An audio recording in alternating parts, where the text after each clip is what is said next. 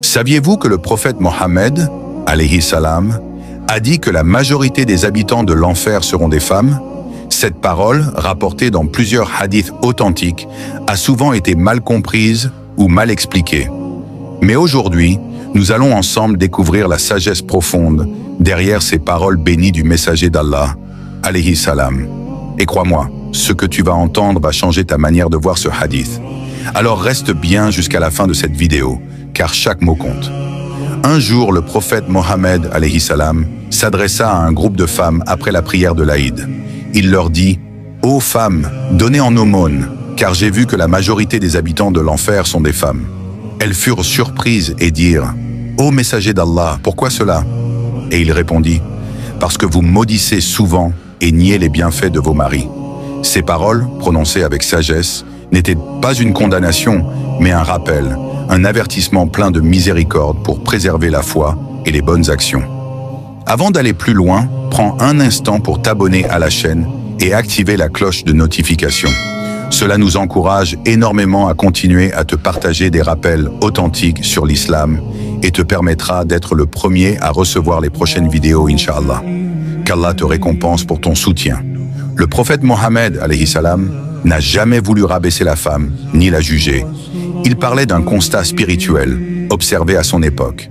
Les femmes étaient plus nombreuses, et certaines, par faiblesse humaine, tombaient plus souvent dans des fautes de parole, les malédictions, les plaintes, l'ingratitude envers les bienfaits de leur mari. Mais ce hadith, en réalité, s'adresse à tous. Car aujourd'hui encore, hommes et femmes tombent dans l'ingratitude, le manque de reconnaissance et la dureté du cœur. Le prophète, alayhi salam, voulait nous rappeler que ces comportements, s'ils deviennent une habitude, peuvent éloigner de la miséricorde d'Allah.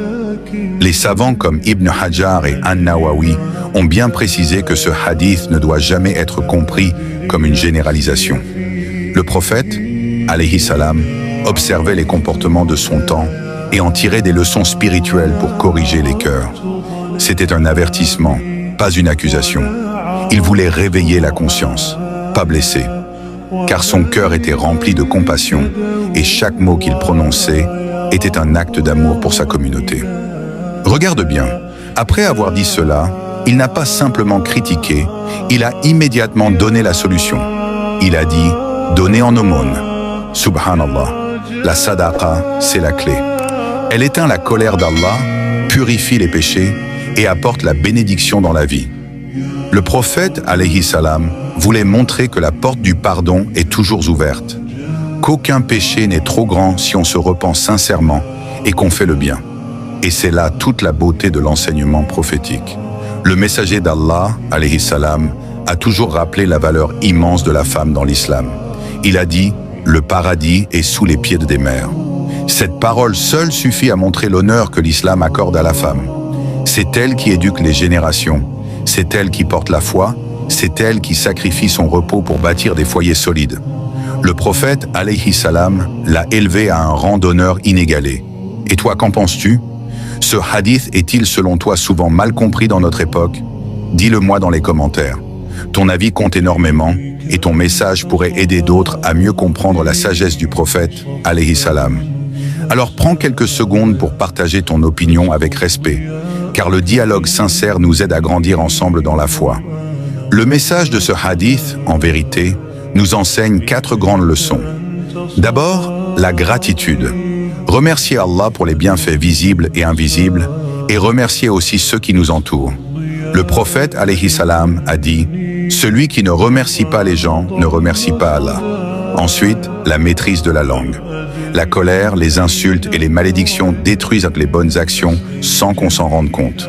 Le prophète, alayhi salam, a dit « Le croyant n'est ni celui qui maudit, ni celui qui insulte, ni celui qui parle mal ».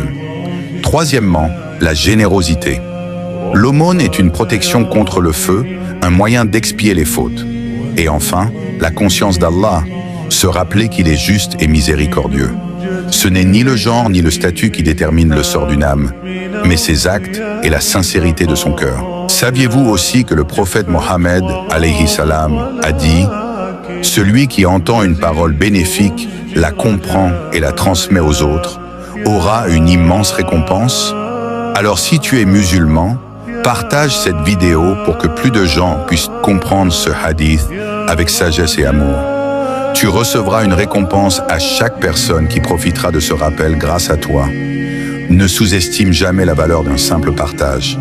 Et pour ceux qui regardent cette vidéo jusqu'à maintenant, qu'Allah vous bénisse. Votre présence montre que vous aimez apprendre et comprendre l'islam avec sincérité. Continuez ainsi. L'étude, la réflexion et la douceur du cœur sont les clés pour se rapprocher d'Allah.